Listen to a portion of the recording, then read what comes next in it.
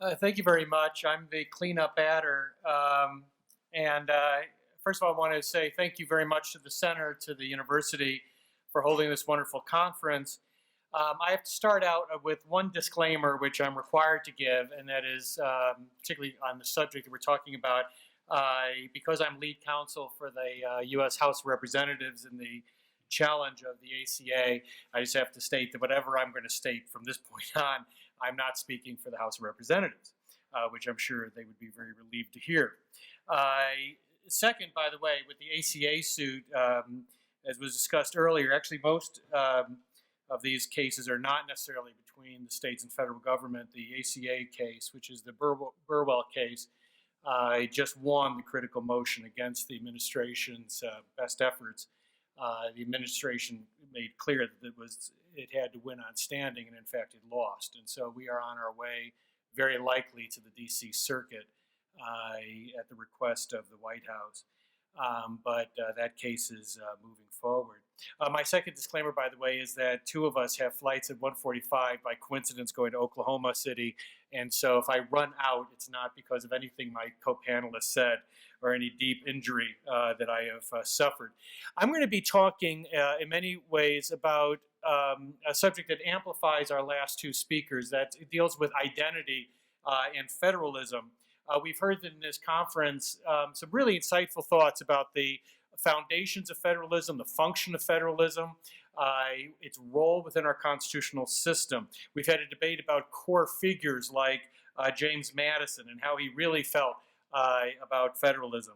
I'm going to put that behind us for a bit, but I want to say that federalism is often discussed in terms of standard metaphors. You know, that federalism's purpose is to have a garden or 50 gardens that allow for state experimentation, to allow all these gardens to bloom in a federal system.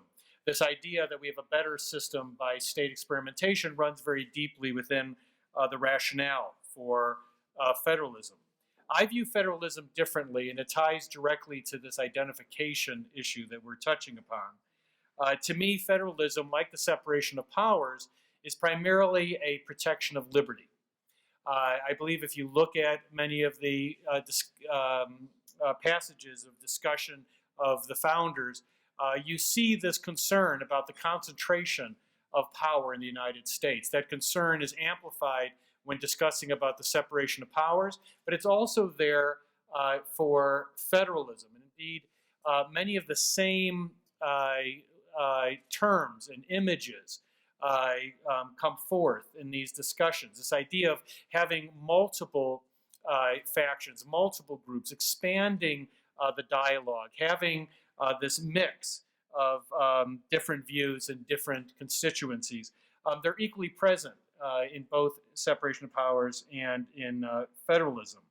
And of course, when you see Federalist 51, you see the discussion of Madison, of how we have a system that is, quote, first divided between two distinct governments, and says, hence, a double security arises to the rights of the people. The different governments will control each other, and at the same time, each will be controlled by itself. Of course, preceding the Constitution, the Articles of Confederation embraced a more robust idea of sovereignty for the United States. As was noted yesterday, in some ways we shattered concepts of sovereignty in the United States. We changed it. We made it our own, which is not something unheard of within our system. We didn't necessarily come up with things first, like the concept of separation of powers. I recently had the pleasure of speaking at the 800th anniversary of the Magna Carta, and the Lord Chief Justice spoke before me and noted that separation of powers was doing quite well before we showed up. And my point was simply that may be true. You could certainly look to Montesquieu. It's just that, like most things, we made it better. And so, you know, many of these same concepts come up, and we change core notions. But of course, in the 10th Amendment, there's an aspect 10th Amendment's often lost. We often talk about all rights being reserved to the state, but we also leave off those last four words, which is "or to the people." And I think that, as we discussed yesterday, when you talk about sovereignty and the change from the Articles of Confederation to the constitutional system we have today, I think you see more of a discussion of the sovereignty of the people. This notion that the people are, in fact, the reserved power of the United States. That is where it rests. And to me, federalism reflects that sovereignty, that notion in the people. States are the vehicles by which the people exercise that sovereignty, that power.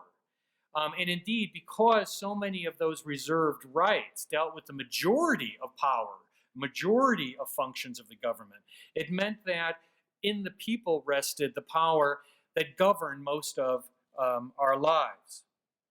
And so, these concepts of what Madison once referred to as extending the sphere, this idea of broadening the constituency, this transformative dialogue that we have in the United States, is closely connected to this role of the citizen. Now, to me, federalism has this great benefit that I believe implied within it, particularly this notion of reserved powers, is this idea that rights and liberties are safest when they're held closest to us. That's the idea of state and local authority, that these are rights that are held closest to us. And it's also true that voices, this plural cacophony of voices, is loudest when it is closest. That is, you hear voices closer and louder in this system. Of course, Madison asked in the consolidation of the early federal system, what would happen if the states were abolished? He said that he referred to as partial expressions of the public mind, partial expressions of public mind. And this at length by a universal silence and insensibility, leaving the whole government to that self-direct course, which it must be owned, is the natural propensity of every government. It's a beautiful expression. I mean, partial expressions of the public mind. This notion that we can connect state power and federalism to the expression of the public mind, and it's in the public mind, that is the ultimate expression of sovereignty in the United States. This was in fact picked up by other founders. Jefferson referred to giving to every citizen personally a part of the administration of public affairs, this idea of investing citizens with this power. Jefferson talked about how important it was to give citizens that direct role, quote, in the offices nearest, and most interesting to him. What does that mean? Why is it so essential?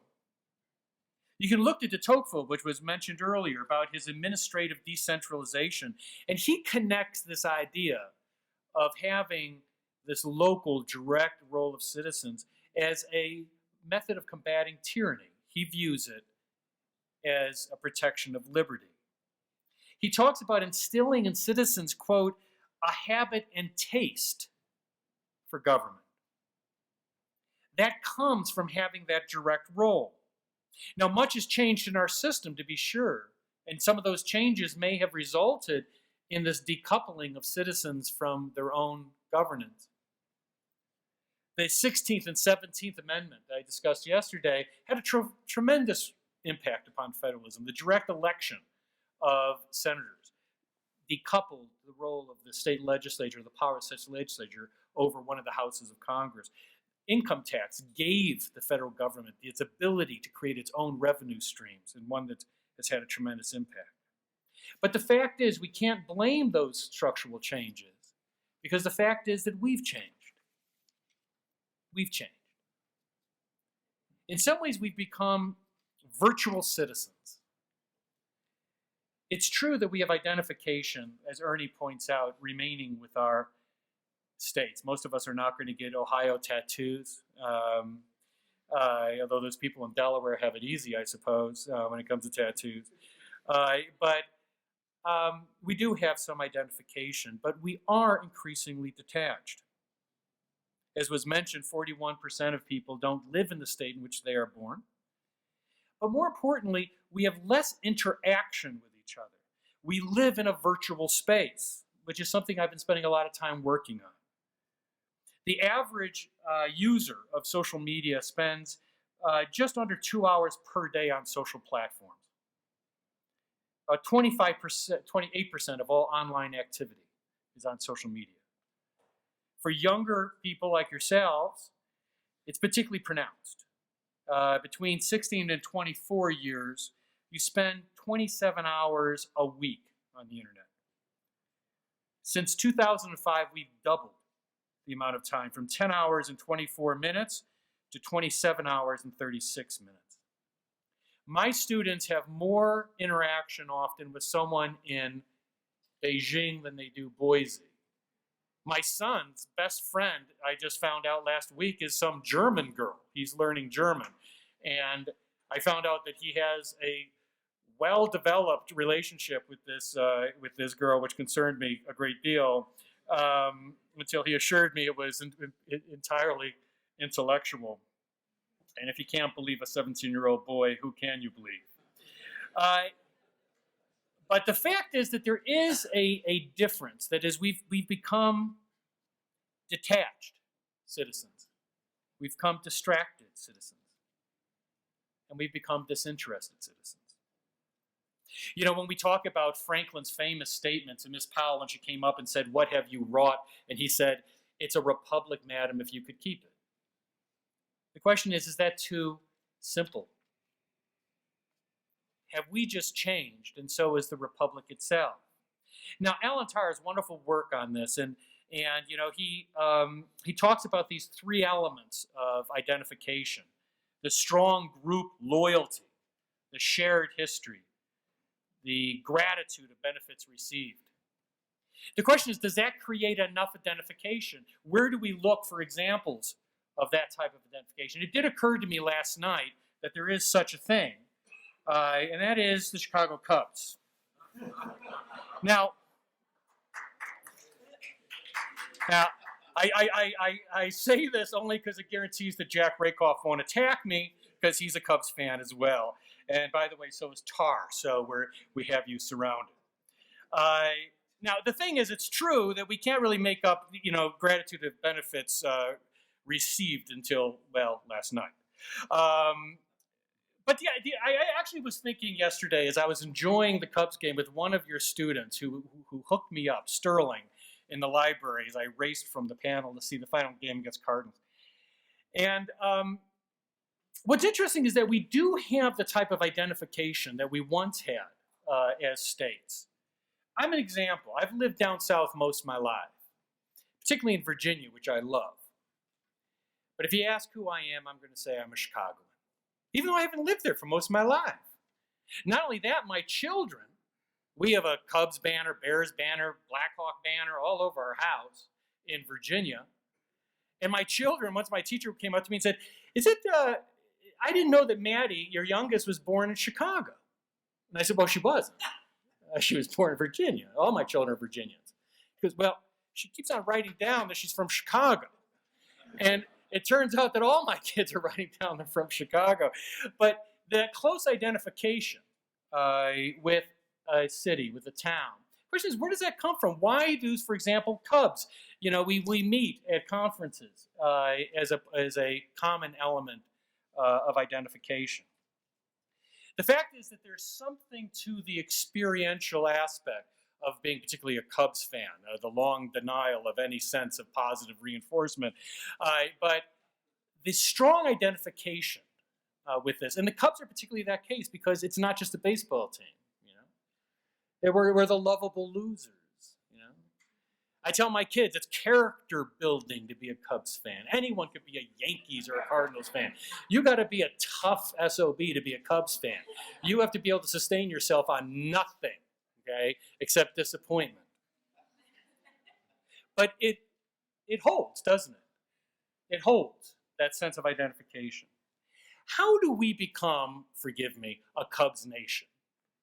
How do we reconnect ourselves with our local government? The concern that I have here is that because we are disconnected increasingly from the areas in which we live, because we're disconnected from our local government, we are disconnecting the key protection of liberty. As Madison said, that in the absence of that connection, what rises is this power of a central government. Power is like a gas in a closed space. If you open up space, it fills it evenly. And that's what has happened. So how do we reconnect locally? Well, we can do a few things to reattach ourselves. One is we have to stop the hypocrisy. If you want to believe in states' rights, believe in it. All the way. You can't believe in states' rights and say some states shouldn't be able to legalize marijuana or some states shouldn't be able to have assisted suicide. It's not about how you feel. You want 50 gardens to grow? Allow some of them to grow differently from what you would prefer. But don't be a hypocrite. You got to go straight down the line. The first thing we have to do is clean up our own house and to say we really believe in federalism. Okay? We're not going to cut any corners. Stop the hypocrisy, stop the simplicity. Don't be simplistic about federalism. Kim Davis is wrong. Might be a nice lady. She's wrong. She wants to use a public office to impose her views on people. That's wrong. And if you believe in religious freedom, you want your government to be neutral. So you don't have to roll the dice whether the next clerk's going to be an atheist or a Baptist or whatever. You want neutrality. Don't be simplistic. When we talk about states' rights, it is not Kim Davis. She's not states' rights. States' rights is our ability to write our laws, but we do so also reflecting the fact that we're Americans. And that brings with protections and rights that are afforded to everyone. So stop the hypocrisy, stop simplicity, and then finally stop the complicity. Don't be complicit in your own destruction. Yesterday, my understanding is the Republican conference turned down the federal Medicaid offer by about a vote of 57 to 6 or something along those lines. You have to say no to federal money. And then, once we have our house in order, we can start to make serious changes. And one of them is to stop the federal government's habit of raising more money than it needs to operate, entirely so it can give money back to the states with conditions. Conditional federal funding is the great scourge of federalism. This notion that the federal government should take in huge amounts of money for the sole purpose of giving it back to the states and requiring the states to comply with federal policy is a remarkably bad idea. And we can stop that. We can actually have legislation that it would curtail this practice of additional spending, which grows every single year. And if we clean up our own house, if we stop the hypocrisy and stop the simplicity and develop a line, we could do that. Because the problem is that many people say they like federalism, then turn around and they put more conditions on. Not just Democrats, Republicans do it. Because they have something that they want states to do. So is it possible for us to be reattached to our state and local governments?